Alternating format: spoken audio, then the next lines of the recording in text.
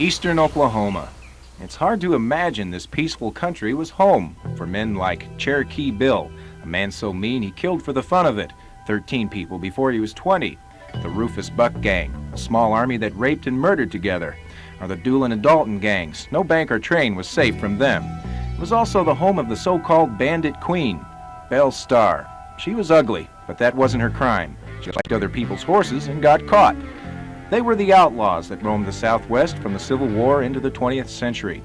For many, Indian Territory was the last stop, but for the desperado, it was a good place to hide from the law. The Texas Rangers wiped them out there. They fled into here. They fled out of Missouri. They fled out of Kansas. Dodge City quieting down, all old cow towns. This was the last frontier. You can bet Belle Starr, Cole Younger, and Jesse James made their camps here. This is Robbers Cave near Wilburton. It was the perfect hideout. They could get up on those rocks and see anybody that came into their valley. And at night, the so-called robbers had perfect shelter in the caves that are all along this hillside. There was law in the territory, Indian law. As long as the outsider didn't bother Indians, he was generally left alone. The only real threat to the outlaw in Indian Territory was federal Judge Isaac Parker. His marshals had to be as tough as any outlaw, and from his court in Fort Smith, Parker began to make it clear Indian Territory was not a good place to hide. Between 1875 and 1896, Parker sentenced 160 desperados to hang. 79 died on the gallows. But getting the fugitive back to justice could be a problem. Only about 200 marshals covered 74,000 square miles of excellent hiding ground, and they could not count on recently arrived white settlers for help. The whites who were settling in here were mostly from the South. They were hunting heroes, they hated the Union. And they picked up on these people. These were the big heroes. These were their people. The end for a bad man like Cherokee Bill usually ended up something like this. Judge Parker said of all his executions, he enjoyed Bill's the most. The Rufus Buck Gang, who murdered together, all died together on the same gallows. But there were popular outlaws in the territory, like Bill Doolin, the king of the outlaws. Decent people even liked him. And the mysterious Belle Starr. Tomorrow we'll look at the legend of the Queen of the Outlaws.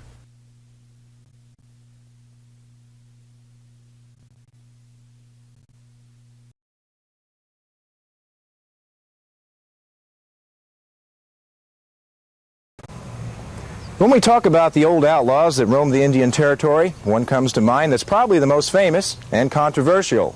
Belle Starr. Was she a woman who just married into an outlaw family, who was only trying to raise her 2 children here at Younger's Bend?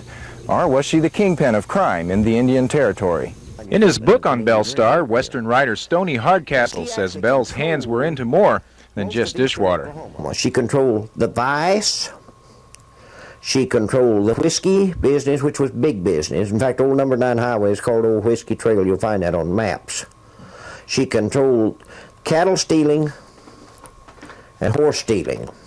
Another Western writer who also has a book out on Belle says that except for one horse theft conviction, there's little to support Belle's reputation as Queen of the Outlaws. Belle never killed anybody in her life. She never robbed a stagecoach. She never robbed a bank, and she never headed a horse thief gang. She was just an insignificant little old woman living up there at Younger's Bend. I mean, she'd had to bribe the federal judge at Fort Smith that had jurisdiction over Indian Territory, probably the people in Washington. She didn't have that kind of money or that kind of influence.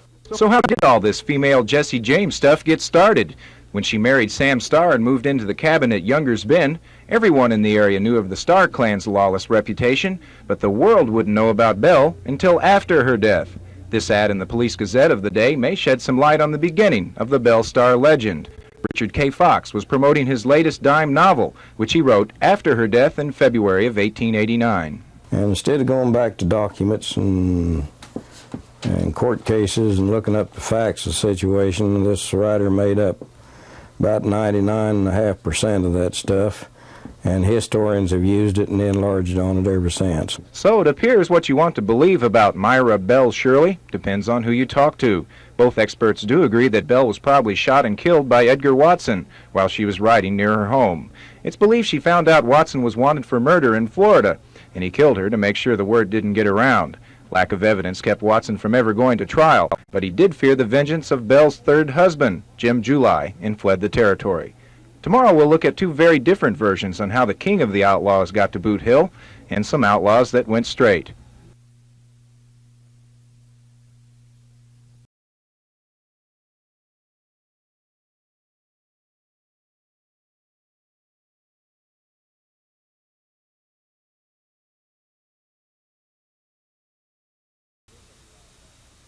Bill Doolin was king of the outlaws. He was king only, though, because he lived longer than the others.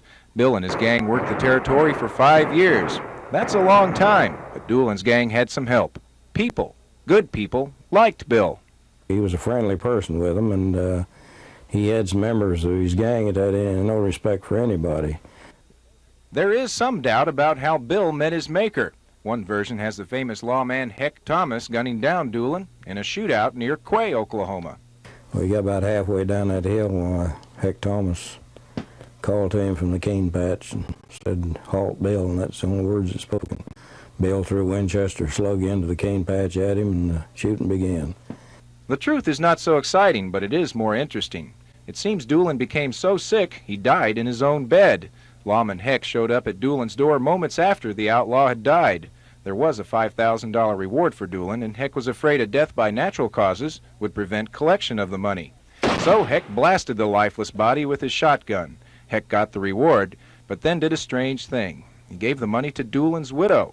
No telling what was going on there. Maybe the wildest story is about Emmett Dalton. Back in 1892, him and his brothers tried to rob 2 Coffeyville banks at the same time. Sort of a robber's twofer. Anyway, the boys botched the job. Emmett survived and did some time. Later he was pardoned. This is where the story gets strange. Emmett hit the road with his own Wild West show. Wrote a book, got into the movies, and ended up quite successful selling real estate in California. Another strange story, Al Jennings, who bungled his way through crime in the territory into prison. After serving only 5 years, Al went on to be an El Reno attorney. The legal career or bid for governor in 1914 didn't work out, so he went to Hollywood and became a Western movie consultant. Finally, there's the story of Belle's nephew. Henry Starr was a little late catching up with the 20th century. In 1920, he pulled the last bank robbery on horseback at Wewoka. Of course, you got to remember the roads was bad then, the cars was poor, and he decided the best way to clean out this bank is to do it on horseback, and we can just outrun those cars out across these muddy fields, and that's what they did. A year later, an Arkansas banker ended Henry Starr's career with a shotgun blast. Henry used a car in that job, and like most of the old outlaws, he found out that crime doesn't pay. That is, of course, unless you write about it or talk about it.